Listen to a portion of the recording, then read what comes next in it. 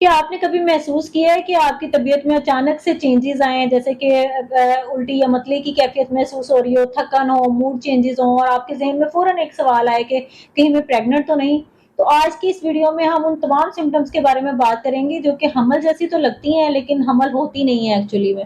تو اینڈ میں ہم 3 ایسی سمٹمز کے بارے میں بھی بات کریں گے کہ جو زیادہ تر ہوتی ہی پریگننسی میں ہے۔ ویڈیو کو اینڈ تک لازمی دیکھیے گا تاکہ حمل کے بارے میں آپ کی کوئی بھی سمٹم مس نہ ہو جائے، اور جو لوگ چینل پر نیو ہیں وہ چینل کو سبسکرائب کر دیں تاکہ نیکسٹ ٹائم بھی آپ کی پریگننسی کے ریلیٹڈ یا آپ کی ہیلتھ کے ریلیٹڈ آپ کو ویڈیوز ملتی رہیں۔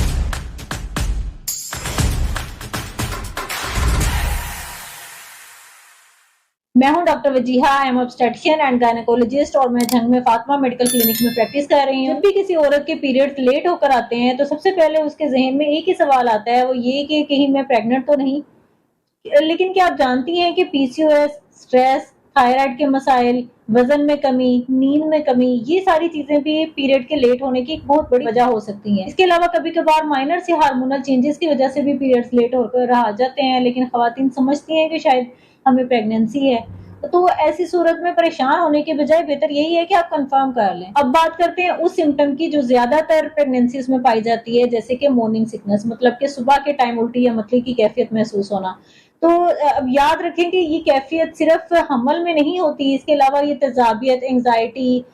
یا ایمپٹی اسٹمک کی صورت میں بھی یہ ہو سکتی ہے، اور کبھی کبھار خواتین کو مہینے میں 1-2 دفعہ الٹی یا متلی کی کیفیت ہو تو وہ فوراً شک کرتی ہیں کہ شاید ہمیں پریگننسی ہے، حالانکہ اس کا پریگننسی کے ساتھ کوئی لنک نہیں ہوتا۔ لیکن اگر آپ کو متلی کے ساتھ چکر، بدبو سے نفرت اور مختلف کھانوں سے الجھن ہو رہی ہے تو پھر یہ ارلی پریگننسی کا سائن ہو سکتا ہے۔ اس کے علاوہ بریسٹ میں چینجز،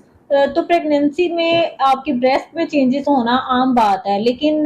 اس کے علاوہ یہ آپ کے پیریڈز آنے سے پہلے بھی آپ کی بریسٹ میں چینجز ہو سکتی ہیں، اور یہ ہارمونل فلکچویشنز کی وجہ سے بھی ہو سکتی ہیں، کہ مطلب ہلکا سا نپل ڈارک ہو جانا یا آپ کی چھاتیوں میں ہلکی سی پین فیل ہونا، تو یہ آپ کی پریگننسی میں بھی ہوتا ہے، لیکن اس کے علاوہ یہ پیریڈز آنے سے پہلے بھی ایسی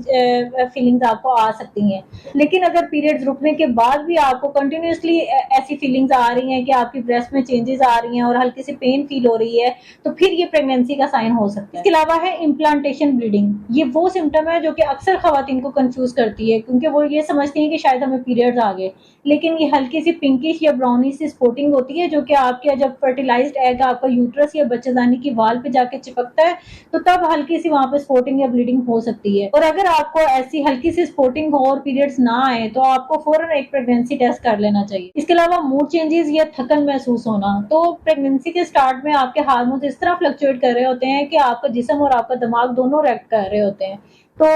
کچھ خواتین کو تو غصہ، خوشی اور اداسی کے اچانک سے جھٹکے لگ رہے ہوتے ہیں، اور کچھ خواتین کو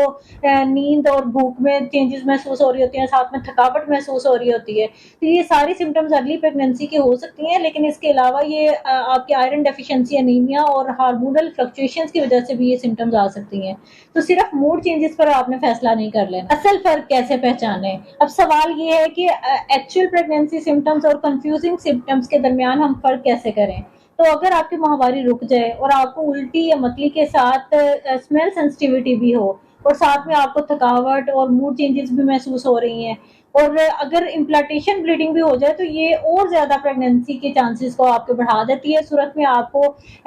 پریشان نہیں ہونا اور گھر پر ایک پریگننسی ٹیسٹ کر لینا ہے۔ اس بارے میں بھی میری ایک ڈیٹیلڈ ویڈیو ہے، وہ بھی آپ دیکھ سکتے ہیں۔ اپنی گائنیکولوجسٹ سے ملیں، اس سے رابطہ کریں اور کنفرمیشن کروا لیں۔ حمل کا سفر ایک خوبصورت تبدیلی ہے، اسے خوف سے نہیں شعور سے اپنائیں۔